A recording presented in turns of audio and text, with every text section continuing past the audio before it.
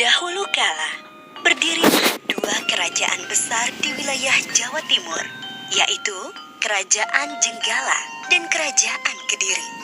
Kerajaan Jenggala dipimpin oleh Raja Jayanegara, dan Kerajaan Kediri dipimpin oleh Raja Jayenggrana.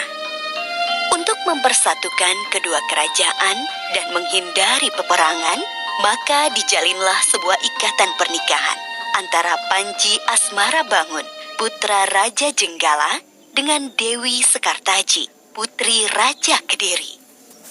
Suatu hari, Kerajaan Jenggala diserang musuh. Ketika pertempuran berlangsung, Dewi Sekartaji melarikan diri.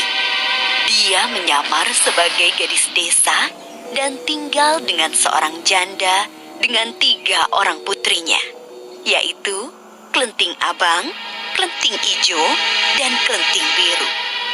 Dewi Sekartaji diangkat menjadi anak dan diberi nama Klenting Kuning. Namun Klenting Kuning tidak diperlakukan dengan baik. Setiap hari ia disuruh mengerjakan pekerjaan rumah seperti mencuci, memasak, dan membersihkan rumah. Ketiga kakak angkatnya sangat pemalas. Mereka bisa hanya menyuruh saja. Klenting Kuning, cuci bajuku. Cuci juga selendangku. Baik, Kak.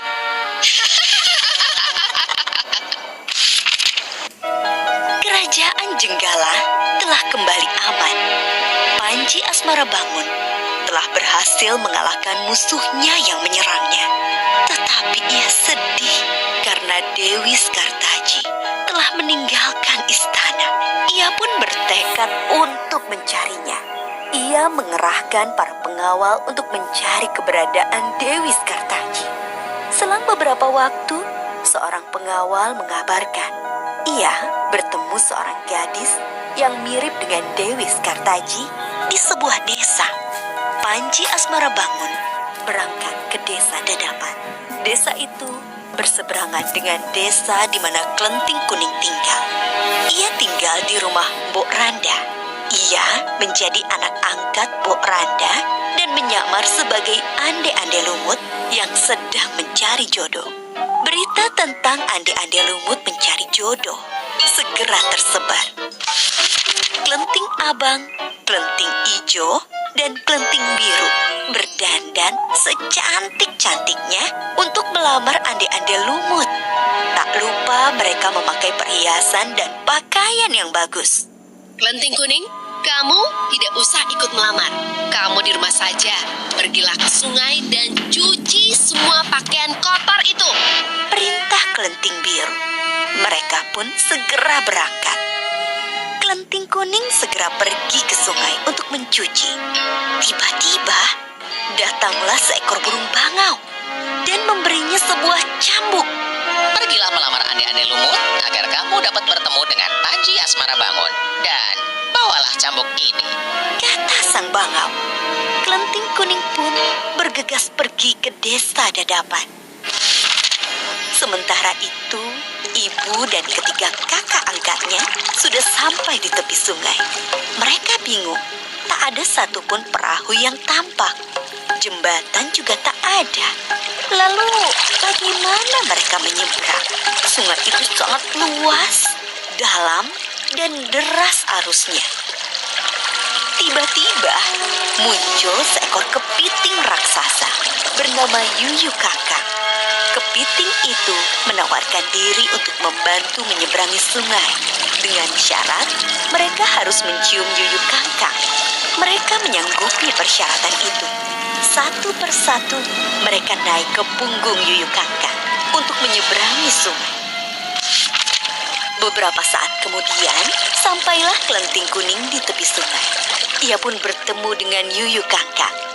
Yuyu Kakang menawarkan jasa untuk menyeberangkan dengan syarat Klenting Kuning harus menciumnya.